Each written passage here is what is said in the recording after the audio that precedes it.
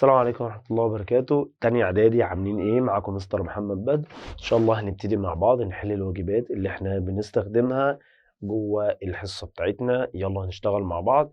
عندنا 10 حصص لزاز لطاف كده مع بعض، إن شاء الله الدنيا بتاعتهم تبقى سهلة ونلم الدنيا بتاعتنا كلنا. أول الأسئلة بتاعتي اللي هو حل الجزء ده بتاعي خالص. طبعا لازم تكون متمكن جدول الضرب عشان تبتدي تعرف تحل. تعالى يا سيدي نمسك اول سؤالين. ادي فتحنا قوسين، طبعا هنا الاشاره الثانيه عباره عن موجب، يعني هنا جمع. كم في كم؟ طبعا يدينا 10، نجمعهم يدينا 11، سهله جدا. هنا س وهنا س، مفيش غير 10 في 1، الاتنين هياخدوا نفس الاشاره الاولى، يبقى الاجابه بتاعتي صح. هنا هيبقى نفس الكلام، هنا هتبقى س وهنا هتبقى ايه؟ س، بس المرة دي هنا الإشارة هتبقى إيه؟ طرح. فكم في كام يدينا 10، نطرحهم يدينا 3، يبقى هتبقى كام؟ ال10 كام في كام؟ قال لي 2 في 5، 5 ناقص 2 طبعا كام؟ 3. الكبير هنا بقى اللي هياخد الإشارة الأولى والتاني ياخد العكس، يبقى هنا أنا باخد نفس الإشارة اللي هنا، أما هنا الكبير بس هو اللي بياخد الإشارة الأولى والتاني بياخد العكس. خش يا سيدي على السؤال التاني. هنا س وهنا كام؟ س. كام في كام يدينا 88، لما نطرحهم يدينا 3، مفيش غير رقم واحد احنا حافظينه، 8 في 11، و8 ناقص 11 3. الرقم الكبير برضو هياخد الإشارة الأولى، من الكبير ال11 هتاخد الإشارة الأولى سالب ودي هتبقى موجب. حلو الكلام. اللي بعدها اللام تربيع، هنا لام وهنا لام، الميم تربيع ميم وميم. كام في كام يدينا 56، علشان نطرحهم يدينا برضو واحد، طالما مفيش رقم هنا يا باشا يبقى واحد. طبعا مفيش غير 8 في 7 ب56 وطرحهم واحد. الرقم الكبير اللي ياخد الإشارة الأولى والتاني العكس. لو أنا بدلت جبت ال8 الأول أو ال7 الأول مش قصة.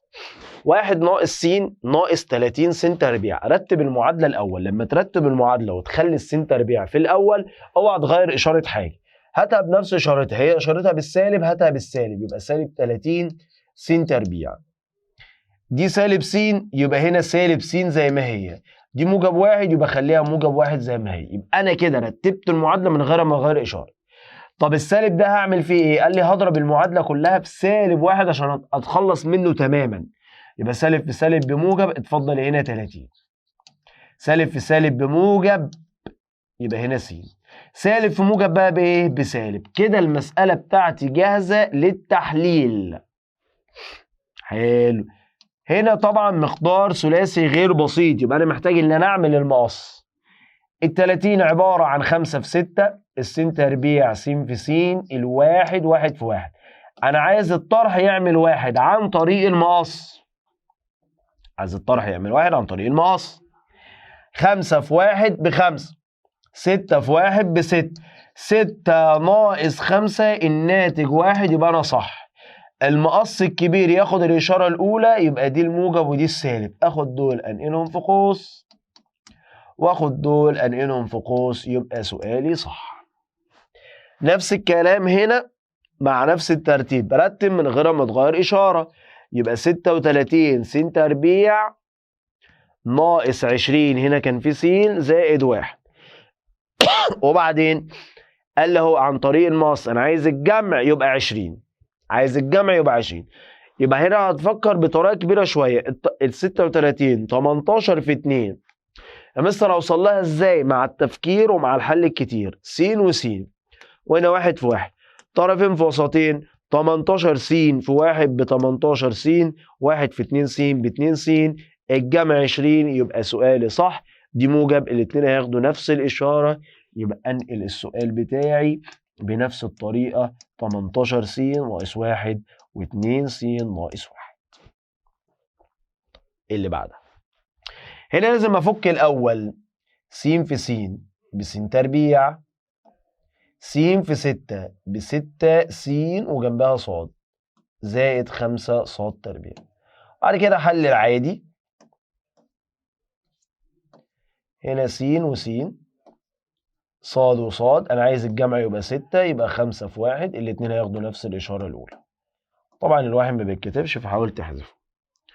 نفس الفكرة، س في س بس تربيع، س في 23 ب 23 س. هنا السين دي مش موجودة أصلا، محذوفة في الكتاب القديم مع الشباب، الجديد محذوفة، آسف، القديم يحذفوها خلاص. يبقى 23 س زائد 60. أهو يا مستر. كام في كام يدينا 60 عشان نجمعهم يدينا 23، مفيش غير 23. هو 23 ب 60 وجمعهم 22، دي موجب يبقى دي سالب ودي سالب. هنا يا مستر ده قوس في قوس، يبقى تعالى على جنب يا معلم نفك القوس في القوس كده الأول، بعد كده نحلل. هنا هنفك قوس في قوس وفي حوارات، ففك لي القوس في القوس الأول. خلاص احنا خلصنا دي كده، فك قوس في القوس ونشتغل عليها الأول، بعد كده نعرف نحل القصة بتاعتها تماما يعني. يلا قوس في قوس، يلا سمع. أول في أول، تاني في تاني، أول في تاني في اتنين. غلط. أول في أول، أول في تاني، تاني في أول، تاني في تاني. يبقى هنا س في س بس تربيع،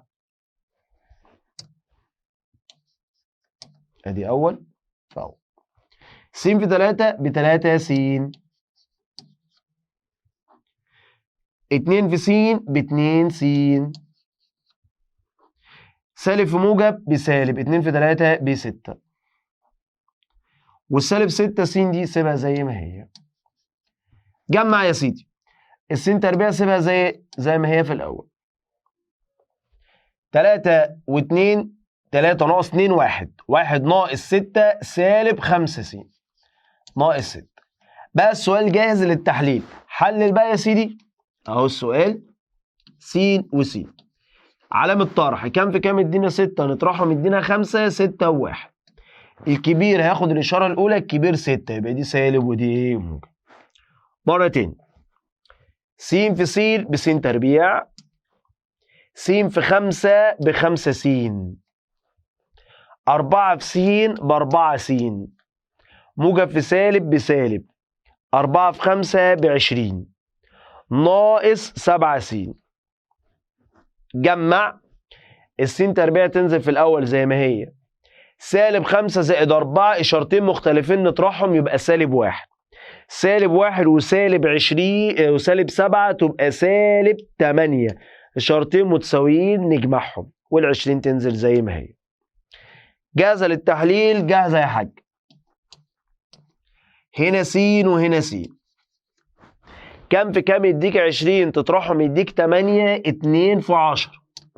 الرقم الكبير ياخد الإشارة الأولى، مين الكبير؟ ال10 تاخد الإشارة الأولى اللي هي السالب، والتانية تاخد الايه؟ الموجب. دول كده أول 10 أسئلة. راجع مرة واثنين وثلاثة على أسئلتك، مش تاني ورايا، راجع على أسئلتك، مهم قوي. ماشي، نشوف الجزء اللي بعده. أكمل المقدار الآتي. المقدار س تربيع زائد 5 س زائد ك يكون قابلا للتحليل. امتى بنحلله؟ دي جمع ودي 5، يبقى أنا محتاج ال5 دي كام في كام أجمعهم يديني 5. قال لي ما عندكش غير رقم واحد، رقمين، يا إما 4 في 1 ب4 والجمع يبقى 5، فكاف ممكن تبقى ب4، أو عندك 2 في 3 ب6 وجمع ال2 وال3 كام؟ 5. يبقى الحل بتاع حضرتك لا إما هيكون 4 لا إما هيكون 6، لا إما هيكون 4 لا إما هيكون 6. ال4 عشان 4 في 1 ب4 وجمعهم 5، وال6 عشان 2 في 3 ب6 وجمعهم 5. س تربيع ناقص 6 س زائد ك بيكون قابلة للتحليل إذا كان ك بكام. برضه أنا عايز الجمع يبقى 6، يبقى أنا عندي حاجتين برضه، لا إما 5 في 1 ب5 وجمعهم يبقى 6، لا إما حاجة تانية، في تاني أصلا عشان الجمع يدينا 6. لا أصلا مفيش، هي 5 في 1 ب5، مفيش حاجة تاني هتجمعها تديك 6. 2 في 3 2 في 4 ب8، 2 في 4 ب8 وجمع ال2 و4 6، فتصدق ال8 تنفع؟ فكده الرقمين اللي ينفعوا 5 و8 هم دول اللي ينفعوا مع حضرتك، لا اما ال5 لا اما ال8. حاضر. س تربيع زائد س ناقص ك، المره دي طرح، المره دي طرح. على فكره عايز اقول لك على حاجه، انا كمان ممكن تنفع 9. ليه؟ 3 في 3 ب9 وجمعهم 6. هو في اكمل، طالما اكمل يبقى اي رقم من دول انت هتختاره صح اصلا. س تربيع هنا المره دي انا عايز الطرح واحد، قال لي انت عندك كتير، 3 في 4 ب12 وطرحهم 1، 5 في 6 ب30 وطرحهم 1، 7 في 5 ب6، 7 في 8 ب56 وطرحهم 1، 5 في 4 ب20 وطرحهم 1. اي رقم من دول يا معلم صح، 12 صح، 30 صح، 56 صح، اي رقم من دول يا سيدي صح عادي، ما هو مديك مطلق الحريه. طب دي واحد وانا عايز جمع، وده واحد، ما هو مفيش غير واحد في واحد بواحد، جمعه 2. ما تفكرش كتير عشان ورانا مواعيد كتير بالله عليك. ماشي، خلصنا البسيط، نخش على الغير بسيط وخلاص كده الواجب خلص. 2 س تربيع ناقص 3 20. قلنا اي حاجه بعملها هاجي اعمل المقص على جنب.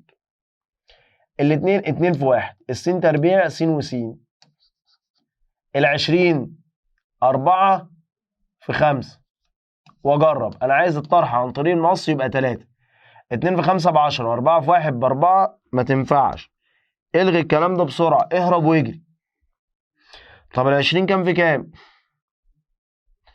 ممكن تبقى 2 في 10 ب20 بس بعيده برضه. طب لو عكسنا الرقمين، يعني لو كنا خلينا الأربعة تحت والخمسة فوق، تنفع؟ تعالى 2 في 4 ب8 و5 في 1 ب5، طرح دول 3 صح، يبقى هي دي الصح. حلو. المقص الكبير 2 في 4 ب8 والإشارة الأولى سالب، يبقى دي سالب ودي موجب، يبقى أنا هاخد دي 2 س زائد 5 وهنا س ناقص 4. خلص الحوار، جميل الحوار. خش على دي، ده عبيطة قوي من غير ما تفكر، طالما واحد اهبد وخلاص يعني. ودي 2 في 1 س وس، 1 في 1 ما هتطلع صح، موجب وموجب ما هتطلع صح. يا عم انت بتفكر في ايه؟ 2 في 1 ب2، 1 في 1 بواحد، جمعهم 3. خش على اللي بعدها، ما تفكرش كتير. هو ايه ده اللي جاي؟ ماشي. التلاتة كام في كام؟ قال لي 3 في 1. الس تربيع قال لي س وس. التمانية كام في كام؟ قال لي 2 في 4. أنا عايز الطرح يبقى 10. 3 في 4 ب12 و2 في 1 ب2، 12 ناقص 2 10. خد لايك، صح أنت صح يا. المقص الكبير أهو، يبقى دي موجب ودي سالب، يبقى هاخد دي 3 س ناقص 2 وهنا س زائد 4. خلص الحوار، خلص الحوار. الستة كام في كام؟ قال لي الستة 3 في 2 والب قال لي ب في ب. والتلاتة كام في كام؟ قال لي 1 في 3. قال لي أنا عايز الجمع 11. 3 في 3 ب9، 1 في 2 ب2، 9 و2 11. خد لايك أنت صح. دي موجبة الاتنين زي النص، ننقلهم على طول. الواجب لذيذ، محتاج طالب خفيف عشان تاخد وجبة دسمة حلوة كده زيك. ركزي يا شمس، يلا يا نازل، ويلا يا سلمى، يلا يلا يا خلاص ريتاج بقت، خلاص بقت مشهوره، نزلوها في اليوم السابع مش هتعرفنا خلاص. خلاص يا ريتاج، محدش هيعرفك تاني. خد لايك. بعد كده فرحانه بالطابور قوي انت يا شيخه، ده انا كنت بهرب من الطابور، مش عارف انت فرحانه ما علينا. التلاته دي صلحناها، قلنا معلش صلحها لي وخليها 2، انا اسف. يبقى بقت 2 في 1، الس تربيع س وس. التلاتة كام في كام؟ قال لي برضو 3 في 1. قال أنا عايز المقص يبقى 5. 2 في 1 ب2 و3 في 1 ب3، يبقى هنا جمعهم 2 و3 5، يبقى صح. دي موجبة، الاتنين هياخدوا نفس الإشارة. خلص الحوار. أدي س زائد 3 وهنا س زائد 1. ده قوس تربيع بيتفك ازاي؟ اول في اول، تاني في تاني، اول في تاني في اتنين. يبقى عشان احله لازم افكه. اول في اول س في س بس تربيع، تاني في تاني، تلاتة في تلاتة بتسعة، اول في تاني في اتنين. الاول س والتاني تلاتة، واروح ضاربهم في اتنين، كل دول مع بعض يبقوا كام؟ 3 و2 6 س زائد 4 س.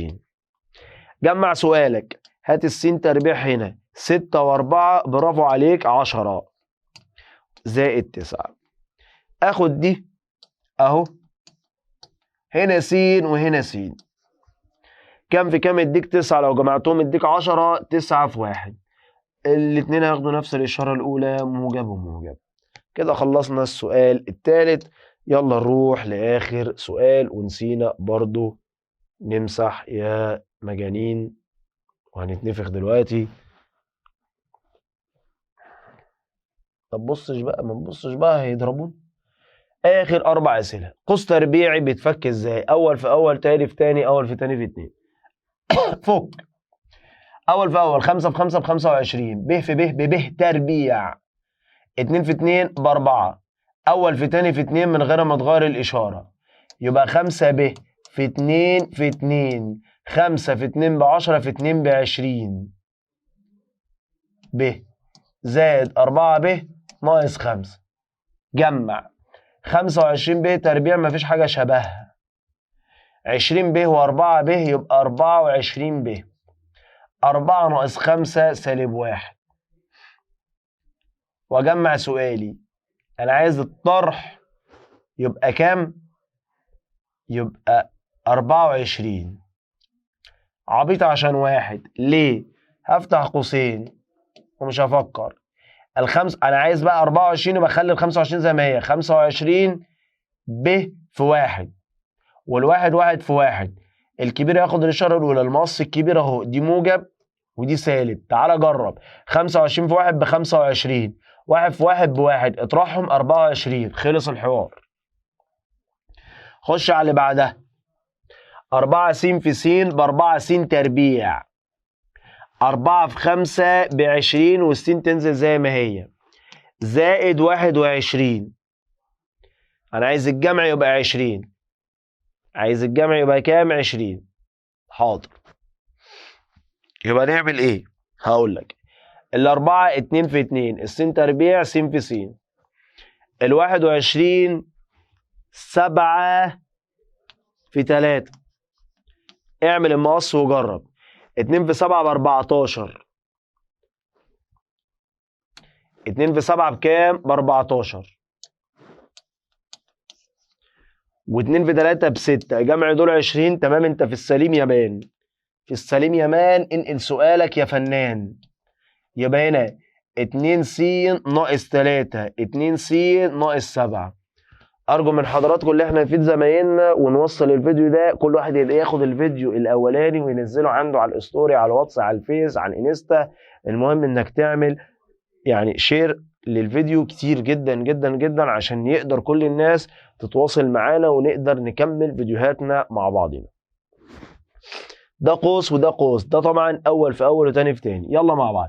س في 2 س ب2 س تربيع، س في 3 ب3 س، 2 في 2 ب4 س، موجب في سالب بسالب، 2 في 3 ب6، والخمسة زي ما هي. جمع دول. ال2 س تربيع زي ما هي، 3 ناقص 4 1 بالسالب طبعا، وهنا برضو كام؟ 1. خلاص قلنا طالما دي 1 بيبقى السؤال بتاعي سهل قوي.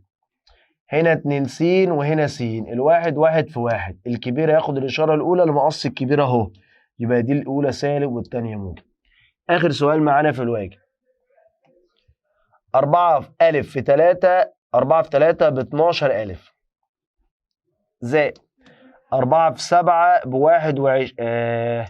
ب28، والألف ب زي ما هي، ناقص 5 ب تربيع.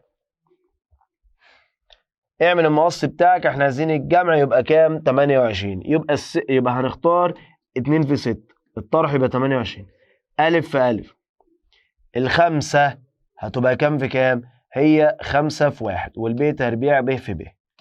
مع الوقت هتلاقي نفسك بتعرف تحط الأرقام أصلا. 6 في 5 ب30، و5 و2 في 1 ب2 يبقى هنا كام؟ 28. صح كده؟ صح. المقص الكبير اهو، يبقى ده المقص الكبير هياخد الاشاره الاولى موجب والثاني العكس. كل سنه وانت طيب يا معلم. اول واجب تم بحمد الله. الدنيا معانا كويسه ولذيذه، و يا رب تكونوا استفدتوا، يا رب تكون المحاضرة عجبتكم، يا رب نكون عملنا الواجب صح ولو بنسبة 70% تكون حليت الواجب صح. اشوفكم على خير الأسبوع الجاي بمحاضرة جديدة. السلام عليكم.